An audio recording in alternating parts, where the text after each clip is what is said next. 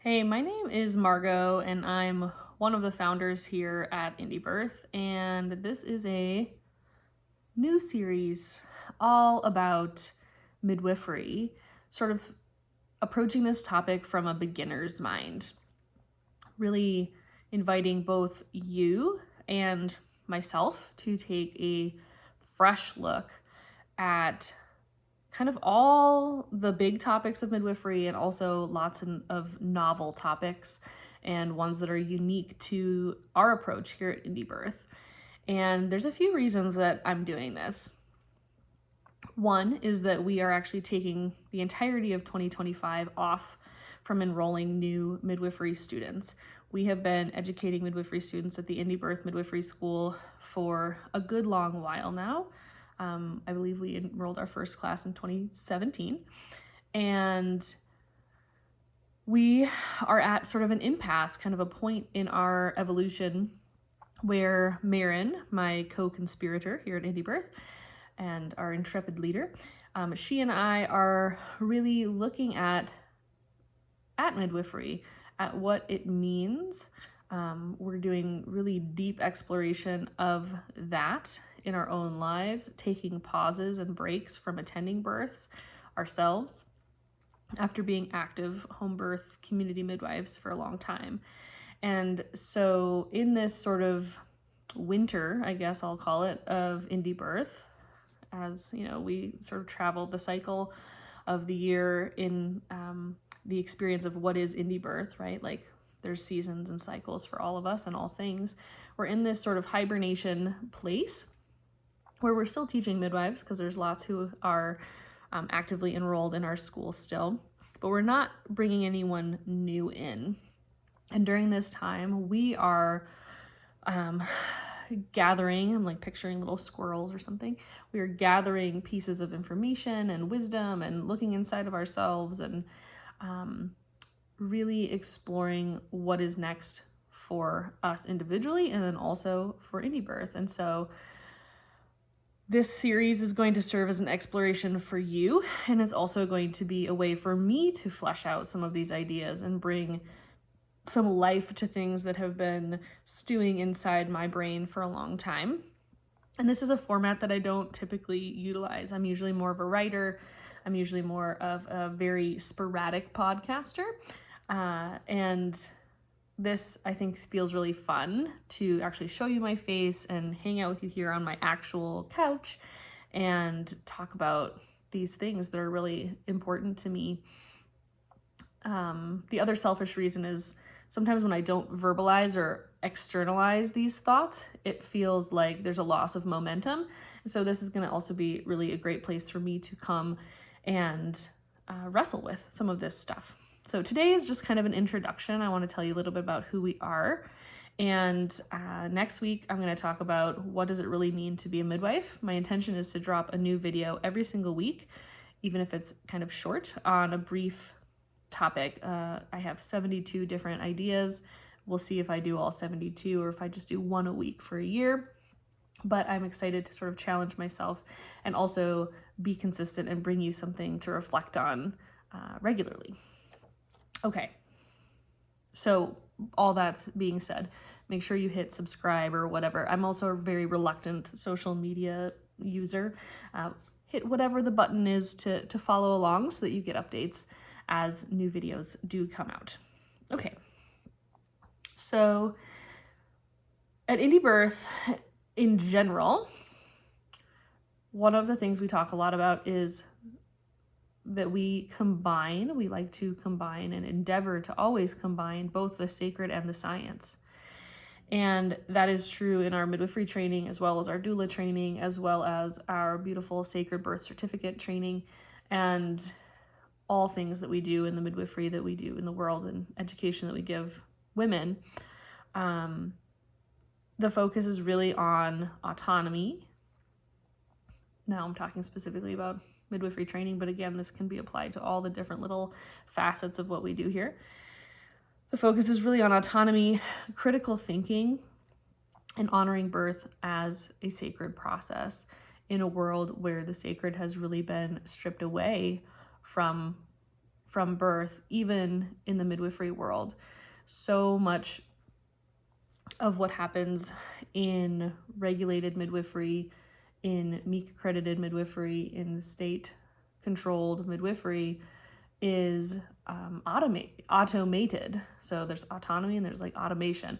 There's like automated midwifery that's happening that's very black and white, very based on an algorithm, on a checklist, and reduces the practice of midwifery and reduces women down to a series of characteristics and labels that can be written in black and white or quantified. And that is the antithesis of what we do here. We are much more interested in the humanity in birth and also in birth work, and helping teach midwives how to retain that and hang on to it when the model that is most prevalent in the world does not honor the humanity and does not honor the sacred. Again, both in midwifery and in more medicalized hospital birth settings and scenarios. So that's a huge, that's the foundation of what we're teaching midwives and why we're teaching it. We really are hoping to foster a space where midwifery can become a tool to move us towards a better world, a more beautiful world that we know is possible. If you want to check out where that that turn of phrase comes from, Charles Eisenstein is a really amazing philosophical thinker, and he writes about this in many places. And midwifery is just one of the ways that we can do that, one of the avenues. And right now, if midwifery is going to be a tool and a generative force towards good in the world, it needs to become realigned with the sacred and realigned with humanity. That's our perspective, at least. And so that requires a huge amount of cultural shift, and it requires education, and it requires a return to valuing and honoring the mystery in birth. And this is not what I was going to talk about today, but here we go. Actually, I was inspired this morning by something Charles wrote about AI technology, which I do have a relationship with. It's actually helped me come up with some of the topics that I'm going to talk to you about. But he was talking about how as we externalize and outsource our critical thinking and our imaginative processes to artificial intelligence, we're naturally going to have those same skills atrophy in us. And as he was writing about this in incredible length and detail and way smarter than I'll ever be words, it made me think about what is next for midwifery and how very soon, there's already algorithms being used, especially in the hospital, that AI decision-making in birth is not probably very far off. And in some ways, it's interesting to me to take the emotionality out of it and be like, here's some of the options. And in some of my own exchanges with AI, I think the AI appears to at least have a better grasp on how little we actually know about risk in birth, and probably would become a lot more impartial to people's choices if it were in charge. But without going fully down the AI rabbit hole, what I guess I was trying to get at here is that the trajectory that mainstream midwifery is on is very much that. It's externalizing and outsourcing decision-making. Right now, that's to regulatory rules and regulations, but very soon perhaps it will be asking the machines what they think we should do. And like I said, even though there's something that's interesting about that to me, at the heart of what we're doing is we're trying to go a different direction, and maybe there'd still be a space for using AI wisely for different pieces of this, but the overall direction is very different that we're suggesting, and it's a return to absolutely not relying on external reasons for doing or not doing something as a midwife, and also as a pregnant woman. And so that's something else that makes our approach to midwifery quite different, is that we always are recognizing that midwifery is in relationship, and that a midwife has her own inner work to do so that she can come to the relationship from a place that is as regulated as possible, as honest as possible, as authentic and real as possible, and transparently. But there's also this other piece of the relationship, which is the pregnant woman. And then there's, a constellation of people around her. And for midwifery, a healthy midwifery, a robust, exciting, version of midwifery that, hopefully I'll talk to you more about over the next year here. For that to exist, there also has to be the work being done on the other side. The woman has to take responsibility as well. It can't be one or the other, it has to be both. And so Marin and I both have sort of launched into our own little explorations of different modalities and tools and techniques and people and realms to help us understand what are some of the ways that we can continue to do that part even better. What can we offer to our students so that they can come at midwifery from a healthy place? And what can we teach our students that they can then pass on to their clients to help them do the same? And so that's been a part of our work since day one, but Marin is now really knee-deep in the somatic experiencing world. I have been maybe not knee-deep, ankle-deep in the internal family systems world, parts work world, and applied shamanic healing world. And we are very much figuring out how we want to weave those things together, because they feel not like accessory things. Like they don't feel like they are, like you're a midwife and you might tack this on to be kind of extra. They feel essential. Whether somebody, it's debatable whether somebody needs to also have expertise in these areas that she and I are exploring, but at least having aspects of them integrated into midwifery training does feel non-negotiable to me at this point, which again is part of this little bit of a hibernation time for us as we figure out how is that going to look going forward with educating the midwives of the future. So the other thing I want to say is if you're interested in any of that, if you're interested in the sacred piece, you feel like you've maybe gotten the science piece elsewhere, like maybe you're watching this, you're already a practicing midwife, or you've already done a more mainstream midwifery program, we do have this really cool sacred birth certificate program, which is relatively new, and we're going to be running again in 2025. That is something that we will be doing. We also do continuously offer our Sacred Sisterhood doula training. So if you're like, this is amazing and I want more, like those are the two places I would point you towards in this moment. Okay. Yeah, so we're really in the business of fostering independent critical thinkers in midwifery and in the birth world at large. That is what gets me going. That gets me really excited.